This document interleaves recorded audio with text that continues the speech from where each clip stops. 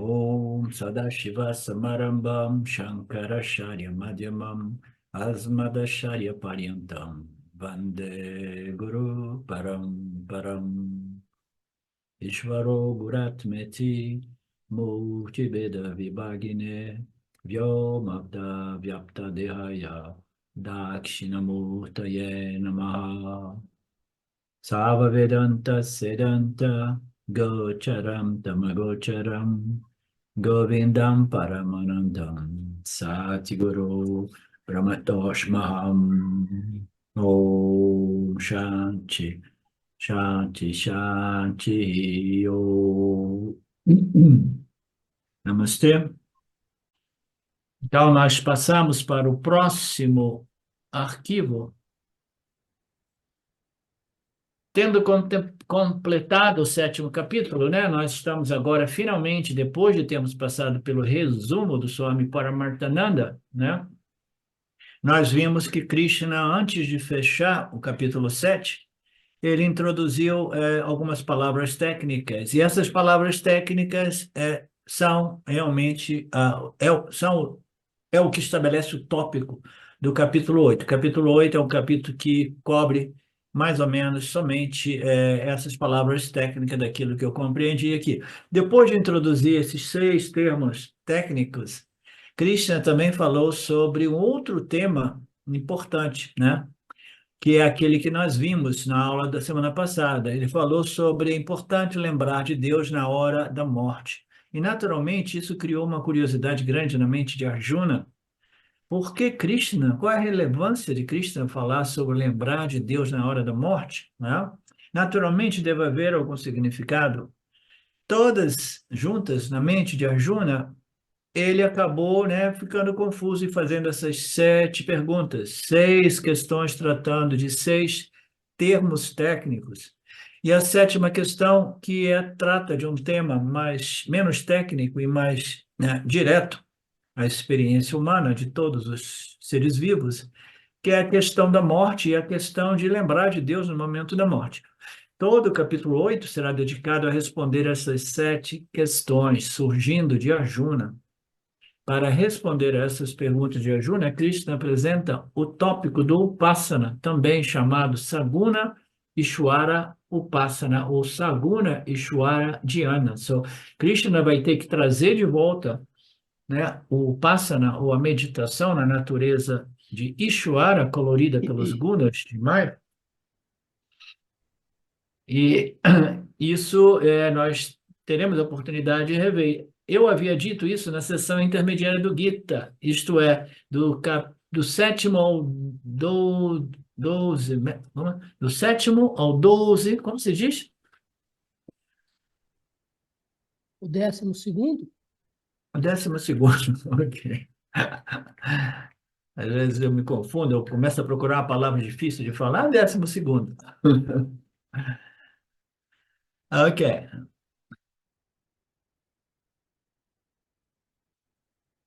Krishna irá destacar ainda a sadhana de meditação. Enquanto nos primeiros 6 capítulos do Karma Yoga, o Karma Yoga, agora ele está fazendo uma retrospectiva, né, lembrando o que foi o Gita até então, né? Os primeiros 6 capítulos, o tópico principal era o Karma Yoga e era a sadhana do Karma Yoga, como, né, ser um Karma Yogi, como Krishna disse. Portanto, Arjuna, seja um Karma Yogi.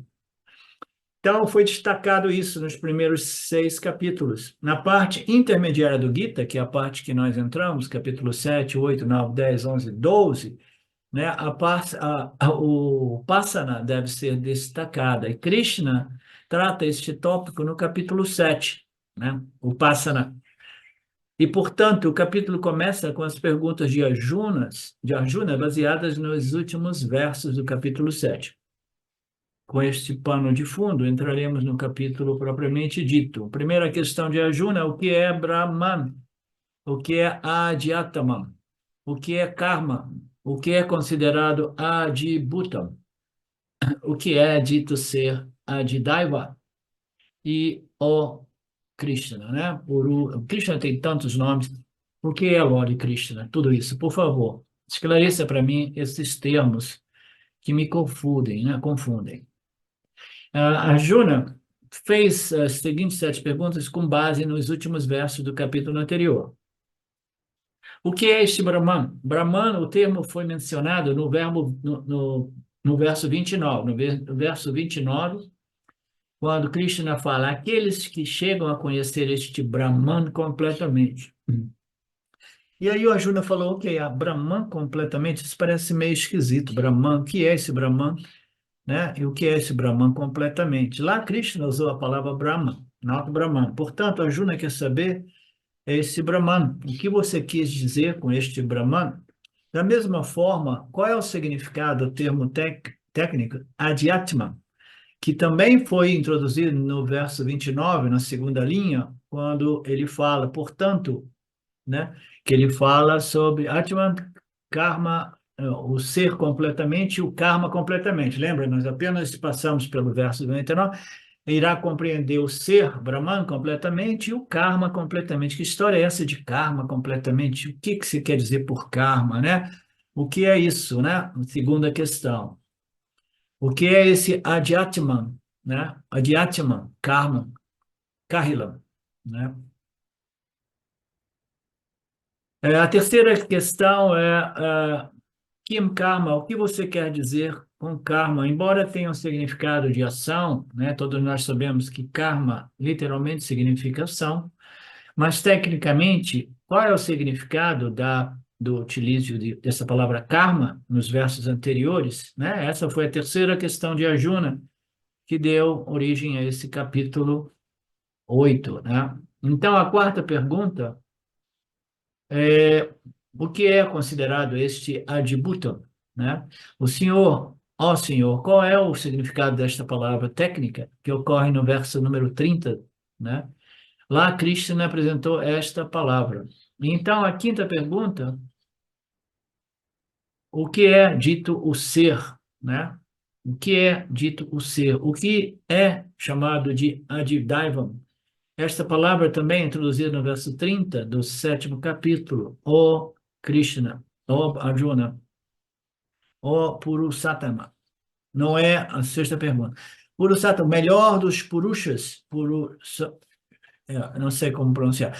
É Arjuna dirigindo-se ao Senhor. Ele chama o Senhor de o melhor entre os gurus. Então, Krishna, por favor, responda essas perguntas, tá? Então, essa parte aqui mais técnica, ela é menos relevante, um pouquinho mais chata, mas eu vou tentar fazê-las menos chatas possíveis, né? Então, o que é a Dhyanaha? A Dhyanaha. Como ele permanece aqui no corpo e como você será lembrado na hora da morte pelos autodisciplinados, ó Krishna, né? Agora vem a sexta questão neste verso. Quem é Adhyatma? O que é Adhyatma? Que também é mencionado no capítulo 7, no verso 30. Arjuna acrescenta outra questão. Ele diz assim, o que é esse Adhyatma? E ele adiciona uma dúvida. Como ele permanece aqui no corpo, né? E como a Dhyana permanece no corpo, você não sabe como Arjuna pensou sobre isso, né? Não sabe que a Dhyana, como ele sabe que reside no corpo, talvez ele tenha ouvido em algum lugar, portanto, levanta a questão de como a Dhyana reside no corpo. Esta é uma questão também, né, parte da questão número 6 dele, né? Então, ele está falando de um princípio consciência, né, que se manifesta, né, interiormente, internamente no corpo, né, o princípio de indwelling, o indwelling consciousness, aquele que existe no interior, né, que nos vivifica, né, é a essência do corpo, mente, sentidos, né? Como isso reside no corpo, né? Então, é a consciência que existe dentro do corpo, mente de cada um de nós, que é idêntica à consciência que existe fora, mas existem termos para apresentar essa consciência como se ela realmente residisse no corpo. Nós sabemos que ela é toda pervasiva, se ela é toda pervasiva, ela pervade também o corpo físico. Então, quando a gente fala do Jiva-Atma, a gente fala dessa consciência humana, e esta consciência é o que vivifica e que produz a consciência humana, como se ela residisse dentro do corpo físico, porque a gente vê os pranas entrando e saindo, entrando e saindo. Um dia o prana sai e não volta mais, aí a gente diz o corpo morreu, né? Então parece que esta consciência, ela deixou o corpo, né? Ela não deixou o corpo, o que deixou o corpo foi o corpo, foi o subtle body, o corpo sutil, a mente deixou o corpo, mas o corpo continua sendo pervadido por esta consciência, mas ela já não é mais chamada de Adhyayana, porque aparentemente ela deixou o corpo, né? Então, são essas questões. Então, ele fez a sétima pergunta, subdividiu em duas questões. Qual é o significado de lembrar na hora da morte de Deus? Essa é uma pergunta muito bacana. E a pergunta do karma também é a mais relevante e bonita também. Qual é o significado de precisar lembrar de Deus na hora da morte? E se há um significado, qual é esse significado? Como a pessoa vai conseguir lembrar de Deus no momento da morte? Se quando nós estamos vivos, a gente raramente se lembra de Deus, né? No momento de dor, às vezes, a gente lembra de Deus, e no momento de morte, de repente, a gente lembra ainda mais, né? Porque a gente, oh meu Deus, agora, então, será que eu vou realmente, né? Para o Brahmaloka, será que eu vou encontrar Deus em alguma dessas locas superiores, né? Então a pessoa, né, por favor, Deus, olha, lembre de mim, né? Eu fiz boas ações, lembrei de vocês, fiz minhas orações, meus pujas, etc, né? Então, mas ninguém sabe exatamente o propósito, o qual a Juna apresentou este conceito, né? Quando as coisas estão muito boas, a gente não lembra de Deus. Quando as coisas estão muito difíceis, né? A gente às vezes lembra um pouco de Deus, mas na hora da morte, né? Eu nem sei como é que eu vou morrer, se eu vou ter minhas funções cognitivas operando, né? Para me lembrar do Criador. Como será possível que eu lembre de você na hora da morte? Na hora do meu último suspiro, minha garganta engasgada com muco, bile, ar, etc. Como é aquele momento de aflição? Como é que eu vou lembrar de você, né? Então, tudo indica que o indivíduo precisa estar completamente desidentificado com o corpo-mente e a problemática de um corpo, né, num processo de morte, né, no qual existem muitos desconfortos, né? Tem uma expressão na Itália que diz que é muito desconfortante nascer, mas é muito desconfortante morrer e requer muito trabalho. Eu vi algumas pessoas passarem por semanas antes da alma individual deixar aquele corpo, né? Então, como é que a gente, qual é o propósito, qual é o benefício de lembrar do Senhor na hora da morte, né? Então, me ensine essa questão técnica também. Na hora da morte, no momento da viagem final, a viagem mais solitária, né? Quando nós deixamos esse corpo, deixamos o apego a todos os entes queridos, os amigos, os amantes, a gente deixa as nossas propriedades, os nossos pertences, tudo para trás, né? Para a nossa viagem mais solitária. Como é que eu vou lembrar de Deus? A menos que você esteja lembrando que agora, finalmente agora, né, eu me torno um com o Criador, né? Você precisa de uma compreensão enorme. Eu sempre fui um com o Criador, mas agora eu encontro a unidade sem a dualidade com o Criador. É o rio se dissolvendo no oceano, entendeu? Sem nenhum desejo de retornar àquela condição mais limitante, que é a condição do rio, porque o rio sofre secas, né? As secas acabam com os rios. A gente vê nos dias de hoje, né? Então, porra, eu vou me tornar um rio de novo, e se as pessoas começarem a sujar, né, o rio, né? Sujar as bordas, como é que se diz? Os lados do rio, né? Esqueci o nome. Então eu vou ser conhecido como um rio poluído, né? Um rio estragado, né? Um rio que está secando, né? Um rio que está fazendo enchente, destruindo, né? Diversas, né? Cidades, né? Lavouras.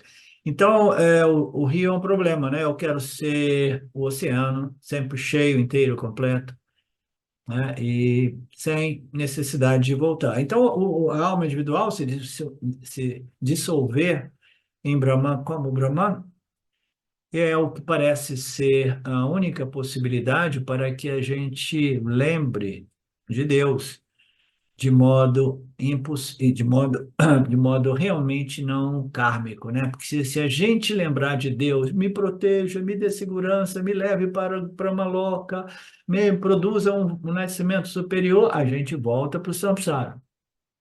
Mas se a gente morre dizendo, finalmente, agora eu simplesmente me dissolvo em você, o Criador, né? Sem nenhuma necessidade de voltar à limitação inerente a uma alma individual, vivendo numa dimensão qualquer que seja, né? Então, muita sabedoria é necessária para que o indivíduo lembre positivamente, sem criar mais karma, lembre devidamente de Deus no momento desta passagem, né? E como você vai ser lembrado depende do grau, né, de desenvolvimento dos seus devotos, né? E quem são eles? Quem são esses capazes de lembrar de você sem criar mais karma, né? Porque se a gente lembra, como eu estou dizendo, né? Se a gente lembra dizendo, me proteja, me dê isso, me dê um próximo nascimento, isso e aquilo, Shwara vai dar um próximo nascimento, né? Significa que você volta para o samsara, nenhum problema. Tem que fazer uma outra passagem antes de se graduar. As pessoas comprometidas por pessoas integradas pelas pessoas de autocontrole é o significado da palavra Nyatma Bihi. São pessoas autodisciplinadas. Pessoas autodisciplinadas são pessoas sábias que passaram pelo processo não somente de melhoramento, purificação, refinamento do complexo corpo, mente e sentidos, mas internalizou o conhecimento, integrou esses conhecimentos, né, de tal modo que todos os aspectos da sua personalidade tenham sido beneficiados por esse conhecimento. Então, são pessoas ditas sábias, pessoas autodisciplinadas, né? é, Deve haver um tremendo controle, né? Uma maestria do complexo corpo, mente, sentidos, para que a gente possa lembrar de Deus na hora da morte sem criar karma, né? Porque a maioria das pessoas vai lembrar de Deus chorando e pregando, me ajude, me salve, né? A segunda esposa do meu pai, ela faleceu dizendo, me salve, Jesus, me salve, Jesus, me salve, Jesus. Meu pai ficou chocado com aquela cena. Como podem as pessoas com autocontrole lembrar de Deus na hora da morte? Então, esta é a última questão, a lembrança de Deus na hora da morte. Qual é o propósito desta colocação do Lord Krishna, né? Madhusudana está se dirigindo ao Senhor. Ó Krishna, quem destruiu Asura, demônio, né? Conhecido como Madhu, né? Então, Rakshasa, destruidor dos demônios, né? Então, aqui tem uma referência a esse Madhusudana, né? Que é o destruidor do mal, destruidor da ignorância, destruidor dos asuras, né? No simbolismo filosófico védico, eles também consideram a palavra Madhu como todos os karmas de todos, né? No Mundaka Upanishad, a palavra Madhu também é usada no significado de karma pala, frutos das ações, né? Então, Madhu se refere aos karmas, né? Todos os karmas, a totalidade de todos os karmas é referido como Madhu. E no Mundaka Upanishad, a palavra Madhu também é usada no significado do resultado desses karmas. Então, como nós sabemos, karmas são ações, mas ações produzem resultados ou repercussões. E o tema de karma, ele se divide fundamentalmente em três karmas, né? Os sanchitas, os agamis e os parabhadas, né? Os sanchitas são os karmas que estão acumulados, estão suspensos, esperando para quê? Para serem amadurecidos ou frutificados, né? Aqueles que se manifestam como minha circunstância de vida, né? E os agamis são aqueles karmas, né, que eu estou colocando no campo de momento a momento, na medida que eu respondo aos estímulos do campo. Portanto, aquele que dá moksha, então, este é o significado filosófico da palavra Madhusudana, é aquele que dá moksha, porque é o destruidor de todos os karmas, tá?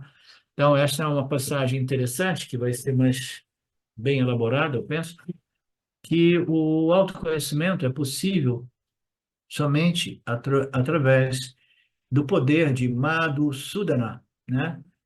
Que destrói o karma, né? Então, o que é essa história de destruição do karma, né?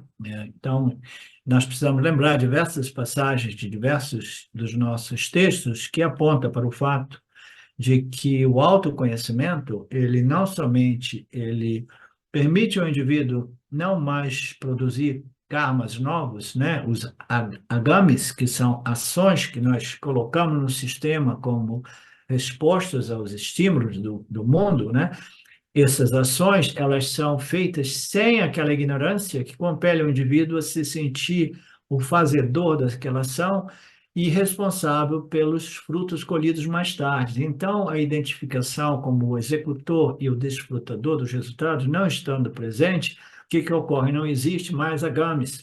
Agames são evitados porque o indivíduo ele vive sob a luz desta compreensão de que, na verdade, isso aqui é um sistema Ishvara, eu faço as ações, mas, muito embora eu assuma a responsabilidade por minhas ações, eu sei que eu não sou realmente o cara que está fazendo tudo isso, existe uma infinidade de outros fatores. O meu direcionamento das minhas ações, que é o exercício do livre-arbítrio, cujo o propósito mais elevado é conformar e harmonizar as minhas ações, as minhas respostas, com as leis e princípios do Dharma, do campo dármico, né, das leis de Ishvara, né? Então, esses agamis, eles são colocados, mas o Yanni jamais se sente realmente o fazedor e o desfrutador. Ele simplesmente, ele é um devoto de Ishvara, ele sabe de modo mais natural do que menos, né, agir em harmonia com o campo, de modo que ele seja um entre uma infinidade de outros fatores, né, Divan, né, que é a totalidade de todos os fatores, né, que corroboram para os frutos das minhas ações, né? Então nós temos o karma e é colocado que Madhusudana é o destruidor de todos os karmas. Madhusudana nada mais é do que o poder do autoconhecimento, como é revelado nas escrituras do Upanishads, que irá destruir os karmas, porque é o karma que nos amarra no samsara, no samsara. São os karmas, é o sentimento de que eu faço e eu colho os resultados, né? E eu faço porque eu quero colher resultados favoráveis, né, prazerosos, etc. E este autoconhecimento irá destruir porque os agames serão evitados porque não existe mais a identificação.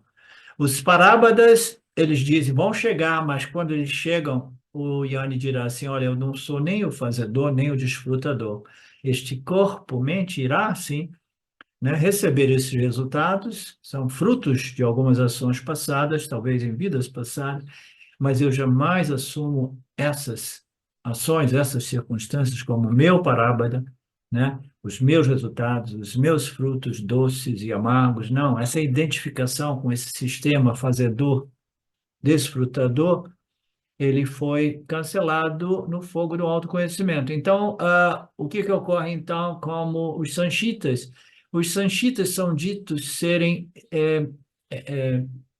destruídos, né? Uma palavra que é usada muito frequentemente. Sanchitas são destruídos, são os karmas suspensos no meu sistema kármico, tá?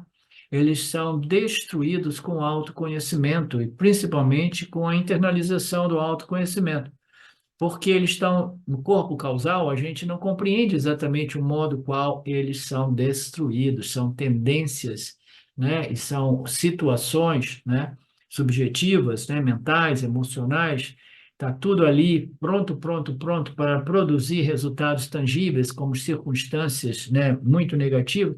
Então, todo esse sanchita suspenso ou acumulado, eles são destruídos também. Isso faz de modo que nós possamos ter uma experiência de nós mesmos e do mundo de modo estranho no início, né? Porque você percebe que você já não responde, né, aos parábadas, né, do mesmo modo que antes. Alguma coisa mudou nesse sistema kármico, né? Então, isso talvez seja bem mais elaborado. Eu não li esse capítulo, né? Estou só lendo um pedacinho de cada vez, como como tenho feito sempre, né? O significado dessa palavra, Madhusudana, né? E assim, é o destruidor do karma, o destruidor da identificação do ego, né? Que é a causa realmente fundamental da ignorância é o sentimento egóico de que eu sou o fazedor e o executor, né? O oitavo capítulo começa com essas perguntas de Arjuna.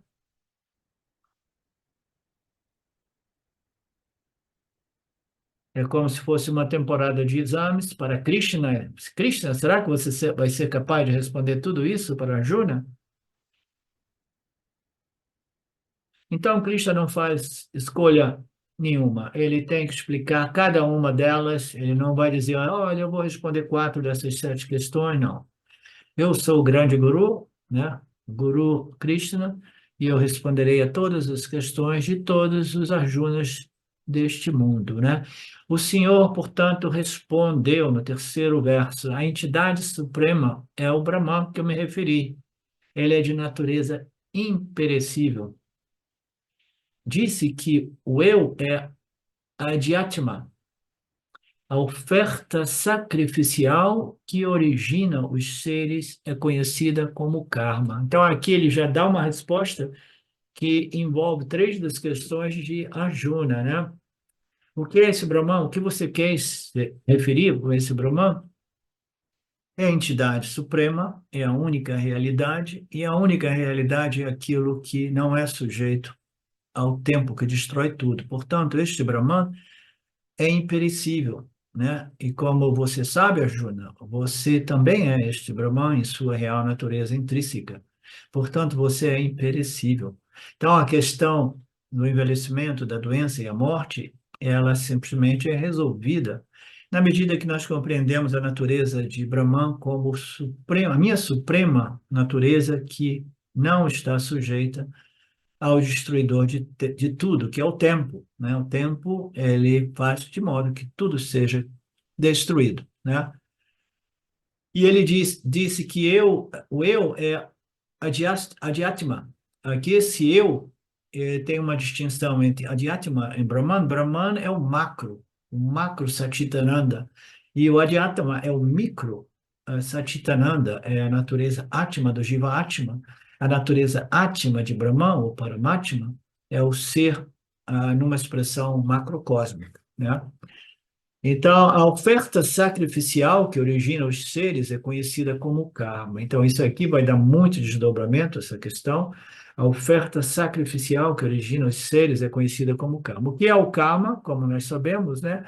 Todos nós nascemos do karma, vivemos processando os nossos karmas, morremos com um acúmulo de karmas, quase que invariavelmente, que irão requerer um outro complexo corpo-mente-sentidos para continuar esse processo quase infinito de processamento kármico, processamento de vasanas, né? Então, ele coloca que a oferta sacrificial que origina todos os seres é o karma. Então, o que produz esta ordem aparente, né? É o karma. Nós que fizemos o Mandukya Karika, né? Nós vimos a passagem deste terceiro seminário, último, né? No qual nós estabelecemos que Brahman não criou o mundo, Brahman não originou o mundo, né? E diversas das teorias foram simplesmente expostas por Gaudapada como não absolutamente corretas. E a última é que o universo tinha sido criado pelo karma, né? Karma era a origem do universo, né? E depois o Gaudapada, naturalmente, ele resolveu tudo aquilo, dizendo, na verdade, nada produz esse mundo, porque esse mundo é somente uma projeção aparente, né? É importante compreendermos a projeção aparente, mas é importante compreendermos que esta projeção aparente, ela não é realmente real. Krishna começa a dar sua resposta. A primeira é o que é este Brahman? E Krishna dá a resposta, significando é o princípio imperecível. Um outro ângulo para descrever Brahman. Nós sabemos que Brahman pode ser descrito de uma muitas formas, né? Entre elas, aquilo que pervade tudo, aquilo que não nasce e não morre, aquilo que não faz nada, então aquilo que é imperecível, né? Então, essa palavra significa Brahman, o imperecível. Brahman está sendo apresentado como imperecível para dar continuidade no conceito de para e apará prakriti. Apará prakriti é um mundo de matéria e energia no qual todas as configurações são perecíveis. Elas aparecem e desaparecem. O tempo destrói todas as configurações, até as montanhas, até os sols, até os astros celestes do universo, tudo tem uma data de vencimento, né? O corpo físico nosso tem uma data de vencimento. Nos dias de hoje se fala 80 anos, 85. Quando eu era garoto, era 70. Eu ficava pensando, porra, 70 anos só, né? Aí, quando eu cheguei a 35, eu ainda era, né, um pouco, né, iludido pelo poder de Maia, muito iludido. Eu falei, putz, já cheguei à metade da minha vida. Quando chegar a 70, o prazo de validade acabou. Né? Aí foi passando o tempo, foram dizendo, olha, a validade média agora é 78, dá para chegar a 80, né? E alguns dizem, dá para chegar a 90, meu pai está tentando chegar aos 100, então a gente nunca sabe, né? Mas é sempre perecível, porque todas as configurações produzidas pelos gunas de Maya, elas têm uma data de vencimento. No Paraprakriti, nada é imperecível. Somente Brahman é imperecível. E o adjetivo Paraman significa o mais elevado, mais absolutamente superior, o maior princípio imperecível, chamado de Brahmana, Arjuna. Essa foi fácil para Krishna explicar. E por que Krishna adiciona este adjetivo agora, o Paraman? Se Krishna usar apenas a palavra Aksharam, ela também pode ser confundida com uma letra alfabética, porque a palavra ashram pode se referir a qualquer letra do alfabeto. É por isso que iniciamos no alfabeto, na alfabetização. Em sânscrito, o alfabeto é chamado de akshara, né? Ele fala sobre outros, outras construções, né, da língua sânscrita lá, e o porquê de utilizo dessa palavra e daquela palavra. Isso é difícil para nós que não temos nenhuma familiaridade com a língua sânscrita e não é realmente tão relevante assim, né? Aksharam significa o imperecível, ok? Na verdade, Brahmana é chamado de Aksharam no Mundaka Upanishad também, tá? O imperecível.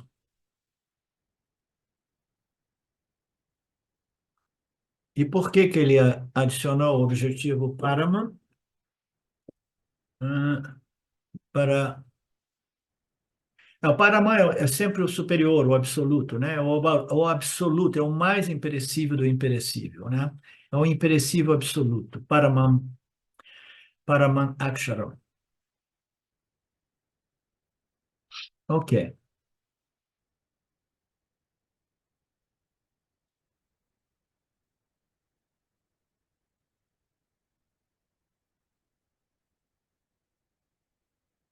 Aqui ele fala um pouco mais de regras do sânscrito, o sistema dos versos que são metricamente desenhados, né?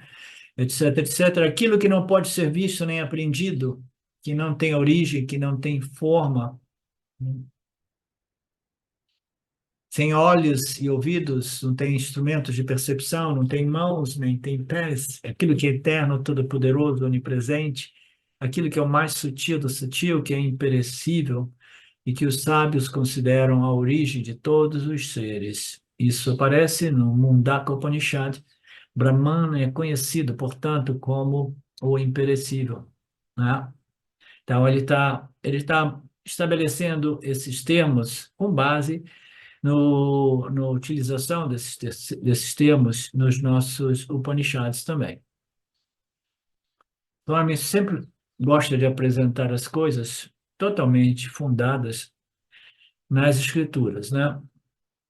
Para a gente ter certeza que não é simplesmente uma ideia dele, né? No Mundaka, Brahma é conhecido como o imperecível. Qual é esse princípio imperecível? Há apenas uma coisa que é imperecível, né? Que é a consciência e a existência, né? Omnipresente. O princípio testemunha, consciência, existência omnipresente, toda pervasiva, né? Totalmente livre, independente de Maya e essa dimensão aparente no qual o espaço acomoda tudo e o tempo destrói tudo em seu devido momento. A consciência é a única entidade que permanece imperecível. A matéria está sujeita a decadência, envelhecimento e destruição. É por isso que o nosso próprio corpo está morrendo a cada momento, né? Ninguém quer morrer. Quanto mais estejamos identificados com o corpo, menos a gente aceita a velhice e a morte deste corpo perecível, né?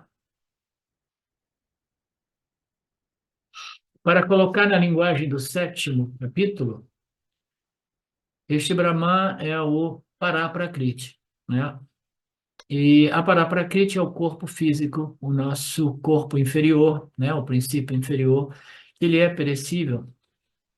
Apenas Paraprakriti é superior, Chaitanya Tattva, é imperecível, portanto, nós precisamos compreender a nossa natureza imperecível, que é a busca pela eternidade, né?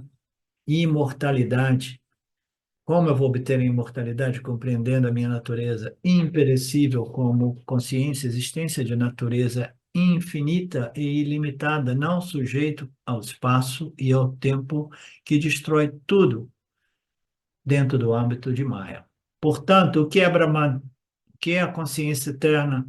A consciência eterna é o Brahman. A própria palavra Brahman significa Brihat, Tamatva, Brahma, é derivado da raiz BRH, H significa grande e Brahma significa aquilo que é superlativamente grande, né?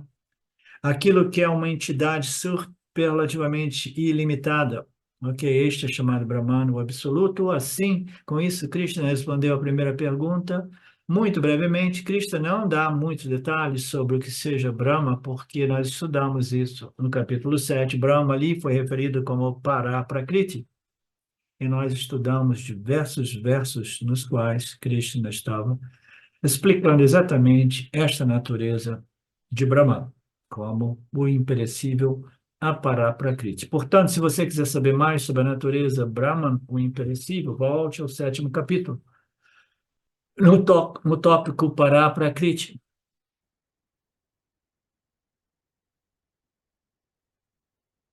Ok. E porque o ensinamento de Krishna começa com a palavra Aksharam Brahma, este próprio capítulo é chamado de Akshara Brahma Yoga. A yoga é do imperecível Brahman, do absoluto Brahman. O capítulo não começa com essa palavra, o capítulo começa com Kintat Brahma. O que é este Brahma? Mas os ensinamentos de Krishna começam com esta palavra, Akshara Brahma, a entidade suprema, imperecível, é Brahman, portanto o capítulo é chamado de Akshara Brahma Yoga. São tudo explicações, né, bonitas assim da estrutura dos ensinamentos, né, e o porquê desses títulos, né, e as raízes, né, desses títulos, desses nomes usados e dados para capítulos, etc. Krishna chega então à segunda questão, né? Segunda questão é o que é, diz Adhyatma. Atma nós sabemos que é o ser. O que é este ser interior? Krishna diz que o eu, o ser, que todos nós nos referimos quando dizemos eu, é o Atma, é o ser, né? Este eu, o Aham, que experimentamos, né? Todo dia, todo momento, né? Esse eu é, né? É o Adhyatma, é o Atma interior. Ele parece como o Aham, como se ele estivesse interiormente associado ao complexo corpo-mente. Ele está interiormente associado, né, porque o corpo sutil está associado ao corpo físico, produzindo o aham. E a consciência, que é este aspecto imperecível de Brahman, está simplesmente dando poder ao corpo sutil de sustentar o corpo físico, né? Então, parece mesmo o átomo interior, o ser interior, aquele que vive no coração de todos os seres vivos, né? A consciência que tudo permeia também deve permear o corpo individual. Portanto, nós podemos dizer o espaço dentro do pote de barro e o espaço fora do pote de barro. Nós precisamos de compreender que o espaço fora e o espaço dentro é sempre o mesmo espaço, mas por questões técnicas nós chamamos o espaço interior e o espaço interior. Do ponto de vista prático, o espaço interior é o que tem valor utilitário, o espaço dentro da sala, o espaço fora não tem muita utilidade, a menos que você seja um agricultor, né? Mas, em geral, nós temos os dois espaços, interior e exterior, ambos são o mesmo espaço, mas denominados diferentemente, né? Consciência como que aquilo que vive dentro do corpo.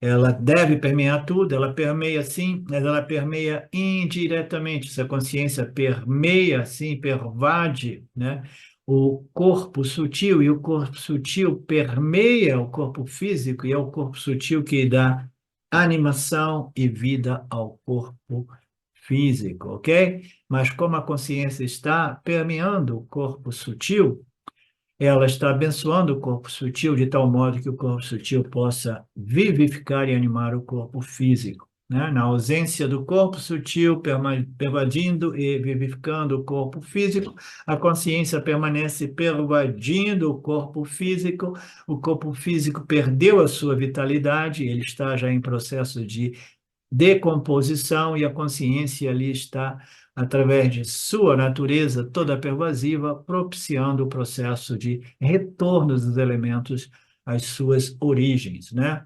Isso é chamado de, a palavra Atma, que significa Shahira, né? Adi Atma significa a consciência obtida dentro do corpo, a consciência vista do ângulo da totalidade é chamada de Brahman, Paramatma, quando a mesma consciência é vista do ponto de vista do corpo humano individual, ela é chamada de Adhyatman, que é um outro nome dado também para Jiva Atma, né? Portanto, a palavra Svabhava significa a essência interior, né? O eu interior, a consciência interior, e o Brahman significa Paramatma ou Adhyatman. Adhyatma, em outras palavras, Adhyatma é o Jivatma e Brahman é o Paramatma.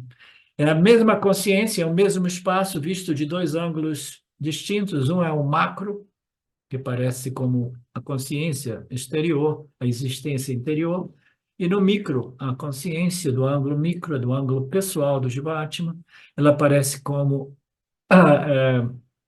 contida dentro do corpo, mas nós sabemos que a consciência não é parte, não é produto, nem propriedade do corpo. O corpo ocorre dentro da consciência e não ao contrário. São simplesmente palavras diferentes, usadas em circunstâncias diferentes, né? Dependendo do contexto, ok? E com esta passagem, a gente encerra a aula de hoje. Essa parte aqui é a parte mais técnica. Agora, o restante desse capítulo 8 vai ficar muito bacana. É, okidoki. Om Purnamada Purnamidam Purnamudachyate Purnasya Purnamadaya Purnameva Vashishate Om Shanti Shanti Shanti Om. Namastê.